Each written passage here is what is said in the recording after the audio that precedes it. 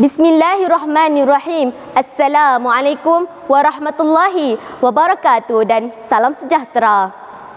Sejambak kasih seharum kasturi buat peneraju majlis, kombinasi kehakiman yang arif lagi bijaksana, seterusnya penjaga masa yang peka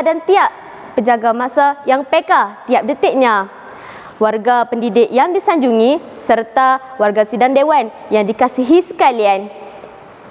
Para hadirin pendengar bicara, Sultan Al-Fatih Pembebas Konstantinopel. Demikianlah tajuk pidato yang bakal dikupas buat santapan semua. Sebelum layar menuju ke muara, sebelum kata membelah bicara, izinkan saya mendefinisikan frasa yang membina tajuk agar hadirin terbuka mindanya. Secara konseptualnya, frasa pembebas ialah gelaran untuk orang yang dianggap membebaskan serta berjasa terhadap masyarakat.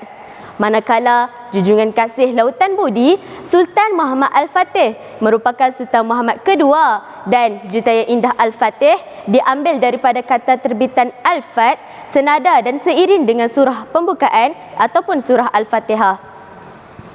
Hadirin, baginda dilahirkan pada tanggal 30 Mac tahun 1432 di Aden dan merupakan sultan ataupun pemerintah Empayar Osmaniyah.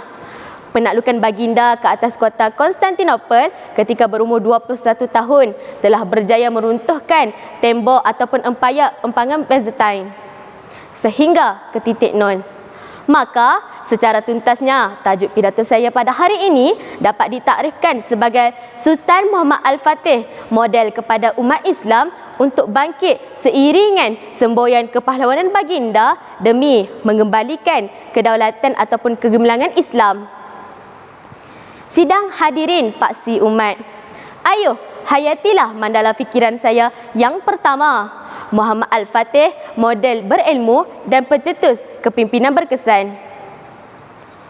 Sabda Rasulullah sallallahu alaihi wasallam ketika perang Khandaq, Konstantinopel akan jatuh ke tangan tentera Islam. Rajanya adalah sebaik-baik raja dan tenteranya adalah sebaik-baik tentera. Hadis Nabi sallallahu alaihi wasallam ini dapat direalisasikan hampir 800 tahun kemudiannya oleh Sultan Muhammad Al-Fatih, yakni Khalifah ke-7 Kerajaan Osmaniyah dan tentera-tenteranya. Hadirin, baginda ialah pemimpin yang telah menerima pendidikan secara holistik dan bersepadu mencakupi bidang keagamaan dan akademik dengan penguasaan 7 bahasa. Ketika baginda berumur 12 tahun, baginda telah memangku kedudukan sebagai khalifah dan matang dalam menyelesaikan masalah.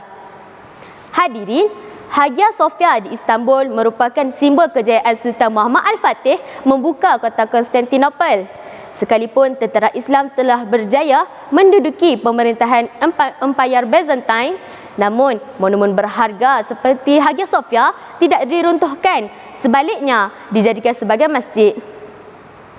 Hadirin, dengan ilmu, seorang pemimpin mampu menjayakan penjajahan serta menangani masalah yang timbul semasa tempoh pemerintahannya. Tanpa ilmu, kejayaan sedemikian tidak dapat dituntaskan dan semasa sesebuah pemerintahan mudah disabotaj atau diserang anasir-anasir pendusta. Maka benarlah Muhammad Al-Fatih, model pemimpin berilmu dan pencetus kepimpinan yang berkesan membawa kepada kegemilangan Islam. Para hadirin sekalian, rempuhan mandala saya yang kedua, Muhammad Al-Fatih, model pahlawan berstrategi dan bersemangat wajar. Keunggulan pemerintahan baginda dapat dilihat ketika kota Konstantinopel jatuh ke tangan pemerintahan Islam. Kejayaan sedemikian tidak dapat diperoleh dengan mudah tanpa strategi yang cukup rapi. Pembinaan meriam terbesar bagi meruntuhkan tembok kota Konstantinopel merupakan interventasi tercanggih pada abad berkenaan. Muhammad Al-Fatih memegang prinsip apabila melakukan sesuatu perkara, hendaklah dilakukan secara berjamaah.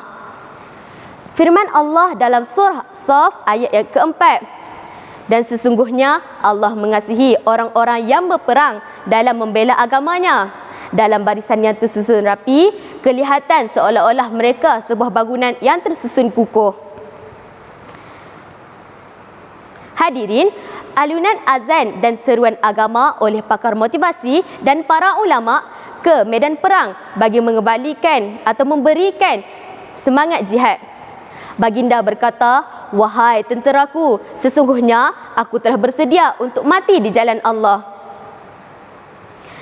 Tuan-tuan dan puan-puan yang budiman, wacana mandala saya yang ketiga, Muhammad Al-Fatih, model pahlawan yang unggul, model pahlawan ulung yang soleh.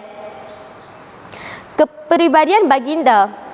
Berdasarkan karakteristik baginda, kepimpinan dan keilmuannya dapat yang menjadikan ketamadunan Islam sebagai ketamadunan yang gilang dan terbilang.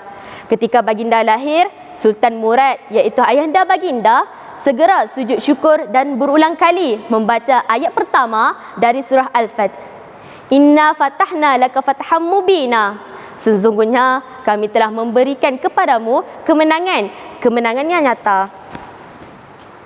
Hadirin, seorang pemimpin tidak hanya dilihat dari keilmuan dan sifatnya, akan tetapi yang terpenting ialah kualiti akidah dan ibadah kepada Allah Subhanahu Wa Taala. Baginda seorang yang teguh dalam mendirikan solat fardu dan solat sunat.